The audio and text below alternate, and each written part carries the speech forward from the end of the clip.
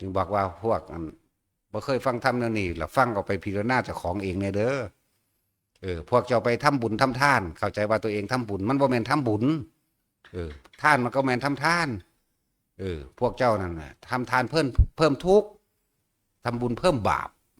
เพิ่มตัวพวกเจ้ามิตรขอกับขอมิตรจากใดก็จากใดก็เลยถามตัวเองเบิ่งแน่เคยเฮ็ดอีหยังเพื่อผู้อื่นโดยบ่หวังสิ่งใดตอบแทนมีบ่แล้วพวกเจ้าไปไหว้พระป๊อกป๊อกป๊อกป๊อกลงนั่นน่ะสาธุเด้อผู้ขาอายุยืนแน่ทั้งสั้นแล้วจะให้เจ็บจะให้ปวดจะให้ป่วยไล่ไปหอดจะให้ลูกเต้าเล่าล้านผู้ขาให้สอบได้เป็นเจ้าเป็นนายเป็นคู่เป็นขั้นเอาไปเอามาแล้วโอ้ยจักไผสิเป็นขี้ขาเนาะแต่มันขอได้จังสั้นมันบ่สร้างโรงพยาบาลมันบ่มีผู้ป่วยหมอบ่มีบ่ฮู้จักคำว่าหมอเลยล่ะก็มันบ่ป่วยมันขอได้อันนี้มันขอบ่ได้ให้เข้าใจความจริงและหรือว่าเพิ่นนำความจริงคำว่าธรรมะเนี่ยแปลว่าความจริงของสิ่งทั้งหลายทั้งปวงความจริงในชีวิตของเฮาเองความจริงที่เฮาไม่รู้เมื่อเพิ่นตรัสรู้ความจริงมาแล้วพวกเฮาก็นำความจริงอันนี้ไปเทียบเจ้าของบัดนี้ไปเทียบเบิ่งคักๆแล้วเฮ็ดจังได๋สิพ้นจากการเวียนว่ายตายเกิดบัดนี้แน่เพิ่นก็สอนเราได้ล่ะอริยสัจสี่อริยะแปลว่าผู้ไม่มีศัตรูผู้ไม่เบียดเบียนผู้วางมือจากบาปผู้ไม่ปรารถนาเข้าใจบ่ล่ะอริยะแปลว่าสั่นผู้ใดจักถึงอริยะทำตามความจริงอันนี้ใน4อย่างทำตามเห็นตามมีความเห็นถูกต้องโดย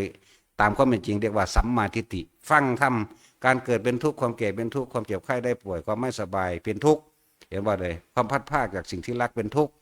ความแก่เป็นทุกข์ความตายเป็นทุกข์เนี่ยคิดให้มันถึงที่ว่าเนี่ย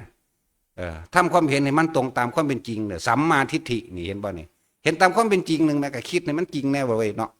เนี่ยคิดถึกตัวเดียวตัวทั้งอื่นถึกน้ำกันเบิดกระดุมมีอยู่8 เม็ดนี่แต่ปิดกระดุมถึกตัวเดียว1 2 3 4 5 6 7 8ถึกน้ำกันเบิดถ้าติดกระดุมพิษตัวเดียวพิษเบิดนั่นแหละ จึงบอกว่าพระพุทธเจ้าอุบัติขึ้นมานี่บ่ได้มาแก้ปัญหาปากท้องให้ไผว่าให้รวยให้อยู่ดีกินดีให้มีอยู่มีกินเด้บ่แม่นแบบนั้นพวกเจ้าเลิกขอ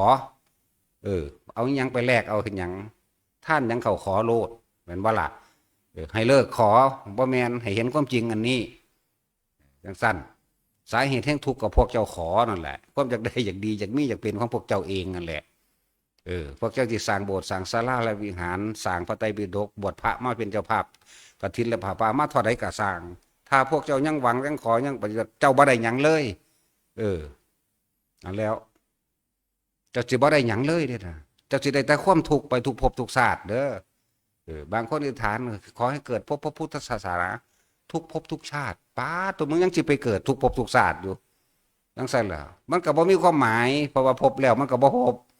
เพราะว่ามันบ่เห็นพระพุทธเจ้าจักว่าล่ะบ่เห็นของจริงบ่ได้เห็นสัมมาสัมพุทธะบ่ได้เข้าถึงธรรมนั่นแล้วธรรมะเนี่ยแปลว่าความจริงเดี๋ยวฟังดีนั่นแหละจังว่าให้ทุกคนพิจารณาเจ้าของเองหนทางแห่งการดับทุกข์เพิ่นก็สอนไว้แล้วมรรคมีองค์8หมายถึงว่าหนทางมรรคเนี่ยแปลว่าทางทางบ่แม่นถนนแบบนี้บ่แม่นทางไปให้ไปหน้าทางก็คือความเห็นถ้าเห็นถูกต้องตามความเป็นจริงเนี่ย